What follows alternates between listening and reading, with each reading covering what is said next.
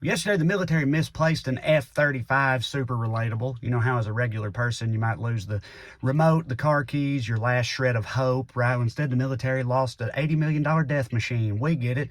But of course, conservatives latched onto that. Like, that's Biden's military for you. You never would have seen that when Trump was in charge. Like, I don't think y'all know the military that well.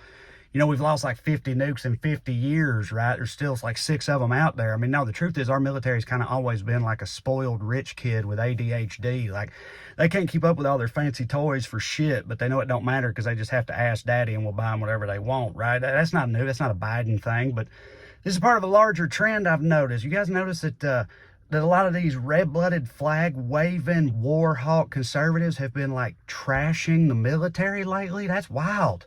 That's like gay guys trashing musical theater. I never thought I'd see the day, you know, because that was their mantra. You got to support the troops, right? And granted, for a lot of them, it seemed like supporting the troops consisted of putting the right stickers on their truck and calling Colin Kaepernick the N-word. But still, that's what they said, right? You got to support the troops.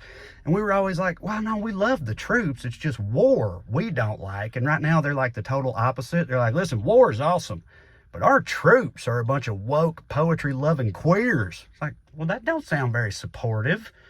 What's that about? Like, they've decided that Biden's military is infested with wokeness and obsessed with diversity, right? Like, they'll see a picture of Kamala Harris posing with some soldiers who are like black and brown. And they're like, look how woke. Like, what? They don't have purple hair. They're not dressed up like foxes.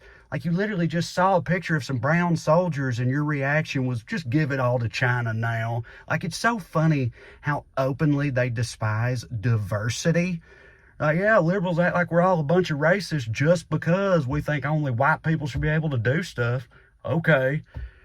Right? Like, because they do, it's like, because they say that the military's obsession with diversity is hurting recruitment, right? Like, they think it's scaring off all the good, God-fearing, white Christian killing machines out there. I don't buy it. No, I think as long as y'all are dressing up in camo and blowing shit up, rednecks will answer the call, okay? Also, like, the military's always targeted underserved communities, which means minorities have always been heavily represented, but all of a sudden it's a problem because Biden's in the White House. I don't know. And listen, maybe it's me, but I respect anybody who makes the sacrifice required to serve this country. I don't care what their background is or how woke they are. I don't care if we got woke troops, like what like a Zoomer can't fly a drone. Like, I'm no expert, but I'm pretty sure getting exploded by a barista still counts. Okay, but all that's moot anyway, because the truth is our military's not woke. Of course it isn't. Like, nothing with that many tanks is woke. All right, which means if there are any potential soldiers out there who are not signing up right now, it's not because the military is woke. It's because y'all keep telling them the military is woke, which further means that really y'all are actively sabotaging this nation's armed forces in exchange for internet points and political clout. Super patriotic, guys. All right, YouTube, listen, I want to tell y'all why I'm excited to have Ground News as a continued sponsor of this channel. Listen, depending on where you get your information, you may not even know about stories like this. You may have a very skewed perception of them. You might be in a bubble and not know it, so many of us are. Right? Well, that's where Ground News comes in. Ground News is a startup and service that aims to push back on media bias by adding context and transparency to every news story so that enlightened civil debate can become the norm. Let's see how it works. Hey y'all, we're here on Ground News' website. They also have a mobile app and a Chrome extension. This is a relevant story I found. It's about the Air Force set to miss their first recruiting goal in 2 decades. Immediately on Ground News, you get this coverage breakdown, shows you the total number of sources, how many lean left, how many lean right. You can see here, 0 sources leaning left on this one. This is entirely center or right-leaning sources. You can see that in the bias distribution graphic as well.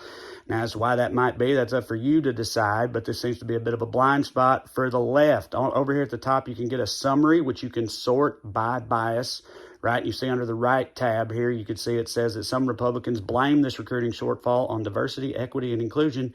Just like I said, then down here in the stories themselves for everyone, you get more information than you're going to get elsewhere when consuming news. For every story, you get a degree of factuality, you get a bias, right? Mixed factuality, right-leaning, far right-leaning, high factuality, center-leaning. You can see the ownership of the source. You can compare the headlines, right? Some of these headlines feel the need to bring up China for some reason. Some of them are more sensationalist than others, talking about how the Air Force crashes the recruitment goal, right?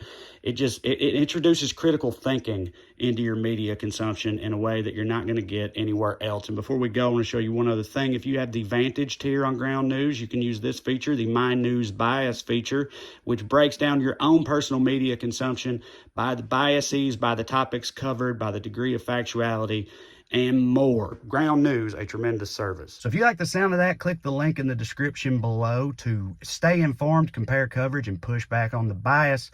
By trying Ground News today, you can try it for free, or you can get 30% off their highest tiered Vantage program. Either way, push back on the bias and BS. Try Ground News today. What's up, YouTube, man? We're back. You know, probably the most prominent story in this woke military thing is has to do with Senator Tommy Tuberville holding the military leadership hostage because the military is super woke and pays for abortions, right? And he don't like that. First of all, it's so wild to me that, like, a senator who, like, still routinely confuses inflation with cover two defenses and stuff, like a former not even very good college football coach, can hold our entire military hostage like that. Seems to be indicative of some procedural problems that we have. But anyway, yeah, he don't like it because he says the military pays for abortions. Like, you just know behind closed doors, him and his boys are in there like, I mean, this is why we never should have let women in the first place. Well, it's not like they can shoot. They're just going to get pregnant. You knew this was going to happen, right? It's like, at first I was like, you know, I don't know why he would want the military to not pay for abortions, right? Like, you don't want a bunch of pregnant soldiers. But then I was like, I don't know, actually. I mean, I could kind of, you know, I mean, I got to admit, like, the 45th, like, pregnant brigade would be pretty fucking terrifying. Like, nobody's going to take, or 8 months pregnant women don't take shit off of nobody. Nobody wants to fuck with that battalion, you know, but we can still have that and let them have their abortions too. And besides, it's none of his motherfucking business. Not that they ever care. And then there is also a dark, seedy undercurrent there, because the military has a very pronounced problem with sexual assault, which means the implication is you're denying abortions to women who may not have chosen to get pregnant in the first place, which is truly abhorrent and fucked up. But that is the world we live in. Hopefully Tommy Tuberville gets put in his place sooner rather than later, and some manner of sanity is restored to our relationship with the military, although I doubt it, but, you know, I'll believe it when I see it. Anyway, thank you guys for watching. I'm gonna put these videos up here. This is watch the special. It's in the square here, and one of the circles is to subscribe to the channel, which I surely would appreciate. You see more of these silly videos, podcast episodes, things like that.